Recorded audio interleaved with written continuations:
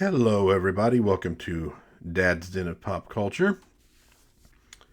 Today, we are taking a look at Joe Frankenstein. Now, I did a video a while back on Joe Frankenstein Part 1, but Graham Nolan has now released Part 2.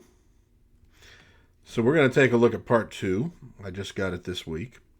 And give you my thoughts on it, talk a little bit about the story, avoid spoilers to the degree I can. But, before we do, let's talk a little bit about Part 1, if you're unaware of the story.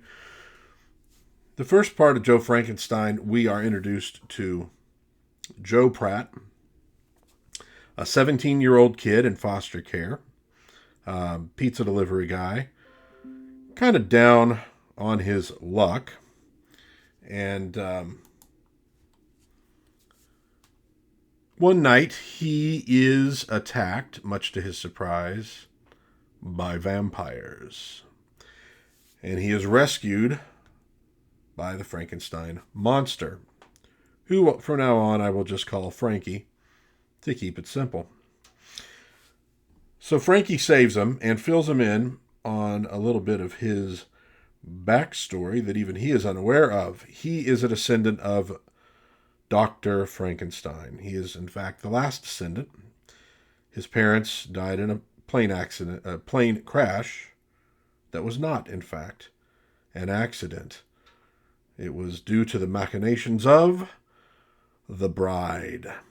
You see, Frankie here is immortal. But that aspect of immortality was left out of the bride, even though she was a more perfect creation than the original monster. And so she wants that secret of immortality. She has kept herself alive and vital and looking young over the centuries through all sorts of nefarious means. But if she can get a hold of Joe and get a sample of his blood and a sample of his, then she could figure out this secret and give it to herself. So in the process of their fight against these vampires, and Joe finding out this secret, and that the monster has created a sort of empire of wealth over all these centuries, so he has the means to, he has a secret headquarters, and he has a couple assistants in the guise of a chauffeur named Finnebar, and a genius technician named Enoch, who is a little person, and he has this powerful computer called Igor. It's a little bit like Frankenstein monster meets Doc Savage for their team, but he is committed to protecting the descendants of his creator, as a means of making up for his rage and the pain and death that he caused before he sort of got a hold of himself. And so ultimately this ends with Joe's girlfriend, somewhat ex-girlfriend, Sky, being captured by the vampires of the bride, and that she controls, and brought back to New York. And so they decide they have to go rescue her. Let's put this over here. Okay. Which brings us to Part 2. This is the Graham Nolan cover, which is not the one I use as my reader copy. I decided to use this as my reader copy. Great cover by Anthony Gonzalez Clark. Now this basically reprints with some, I think maybe recoloration and I know relettering, Joe Frankenstein number 3 and 4, which were previously published. So some folks out there already have these. Now, obviously, this is not a floppy, so I'm going to do my best to keep the pages open and clear. So this would have been the cover initially for Joe Frankenstein #3, the monster seemingly captured while Joe looks on. So, credits. Created, co-written, and illustrated by Graham Nolan. Created, co-written by Chuck Dixon. Lettered by Carlos Mangual. Colored by Gregory Wright. Cover art by Graham Nolan and Gregory Wright. A cover art variant. Again, this one, Anthony Gonzalez Clark. We get a quick recap while Joe and Frankie are flying to New York. Of what motivates the Frankenstein monster to do what he's doing. We got a great headshot, very old school comics, beautiful art, beautiful coloring.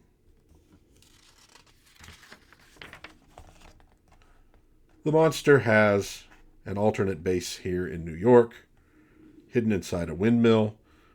Great exchange here from Joe. A windmill? You're kidding, right? A windmill? And the monster saying, I don't get it. And Enoch replying, he's never seen the movies. Really? Would you watch them if you were him? I guess not. So, there's a horror theme to the book. But it's as much action, adventure, and bits of comedy as it is horror. It's probably even more so. Horror is kind of like comedy. Comedy's based on surprise. Horror is based on shock. And something that was, say, really funny in the 1950s might not be as funny now because people are used to it. They know the joke. Horror is the same way. Vampires, the Frankenstein monster. In the 1930s, these were far more horrific to people. And if you really think about them, of course, they are quite horrific. A man composed of dead bodies reanimated, creatures coming from beyond the grave to suck the life out of. But we're kind of used to them now. You get cute versions, adorable versions of them in as plush animals or plush, stuffed animals and Halloween decorations.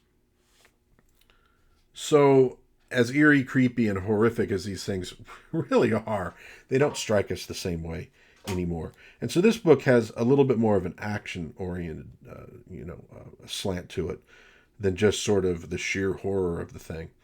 And like I was saying in my last review, there's an aspect of it that is, to me, that was like, this is a Saturday morning cartoon that I never got, but I would have loved. If it had been done by Hanna-Barbera in the 70s, of course, there wouldn't have been really any violence at all. As a 90s cartoon, you would have gotten a little more of the violent aspect of it.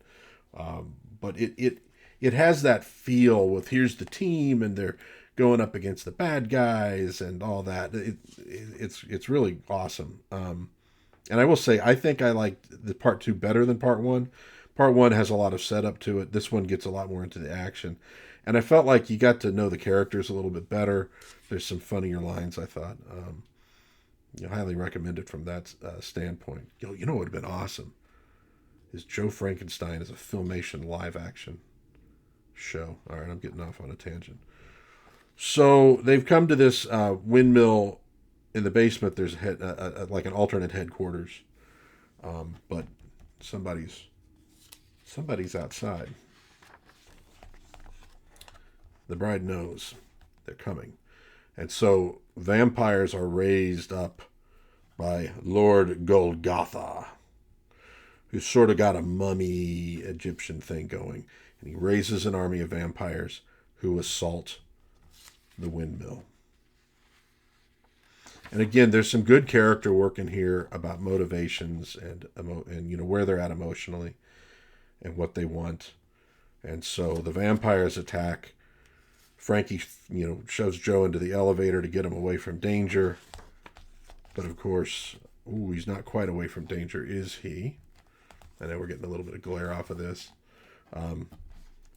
You know, the old floppies, they look a little dull on camera, and the newer ones with the better paper, you get a little bit of reflection on them. Um, so we have a nice big fight scene, and ultimately the monster is captured. But we get some nice bits here from Enoch with his ultraviolet phase rifle, turning vampires into dust. So our good guys manage to escape. I mean, doesn't that? I mean, you could just see that like Johnny Quest style um, animation. I guess yeah, if it was Johnny Quest era, there would have been violence. If it was '70s era, it wouldn't have been. And there'd probably be an annoying character with a high pitched voice somewhere in there. They get to Finnabar. They say we got to get out of here. And as they get outside, Finnabar spots the moon. Uh-oh. Yeah. So they lock Finnabar in this reinforced trunk because it turns out he's a werewolf. And they get moving.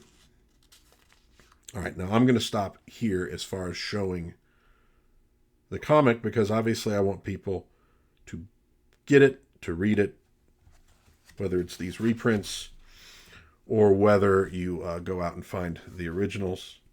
But what we end up with is our team confronting the bride and her minions. It looks bad for them, and it has an ending, but it also is not an ending. There will be more to come, and I really liked it. I liked part two quite a bit. Action, adventure, but also pathos, great character moments.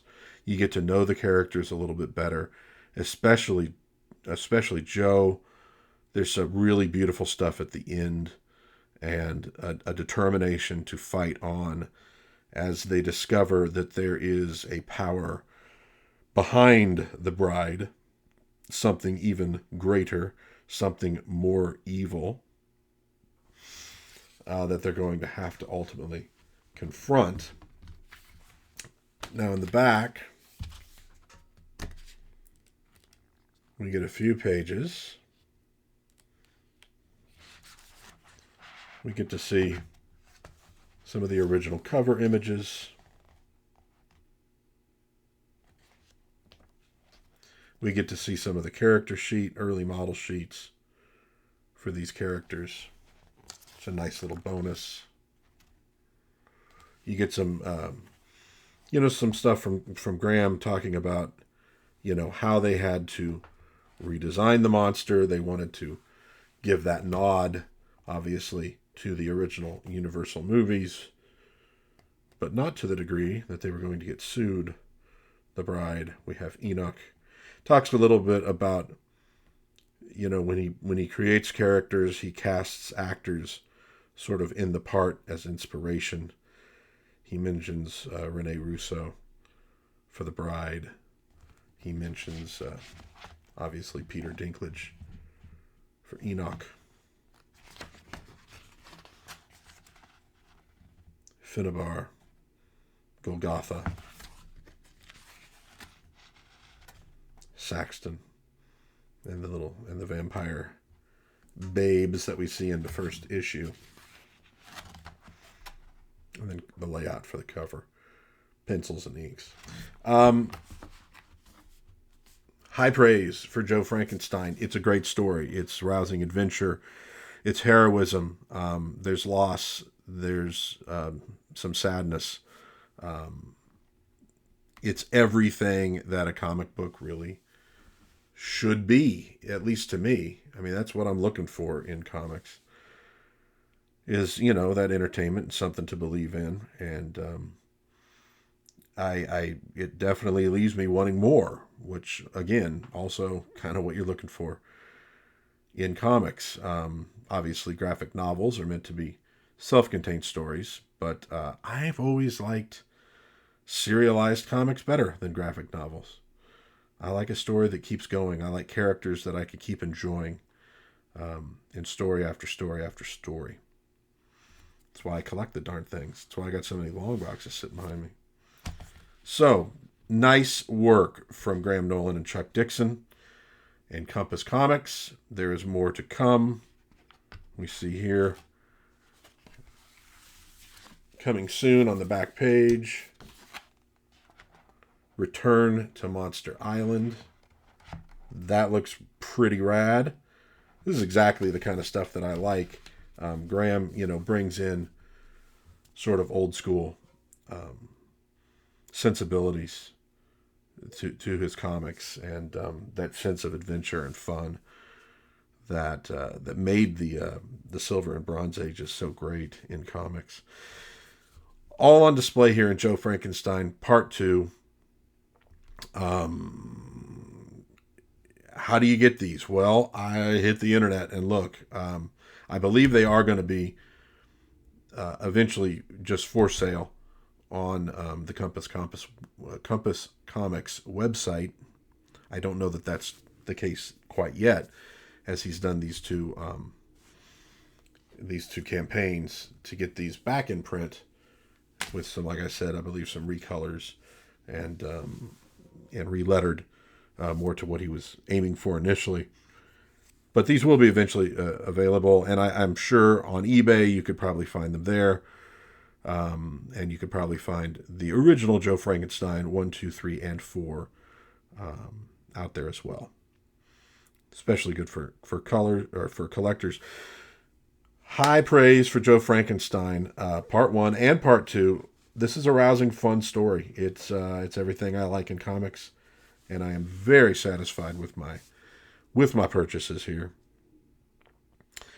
And I believe that will do it for another Halloween themed Dad's Den of Pop Culture. If you enjoyed the video, please like, please subscribe, please share with your friends. Maybe they're into comics, maybe they're into Universal horror, maybe they're monster kids who never grew up and they'd like to check this out. But I don't think they will be disappointed. Fantastic art, great action, good, solid story. And man, I need to know more, because Part 2 ends with a quest, a very, very important quest. And I'm like, okay, I need to see this happen.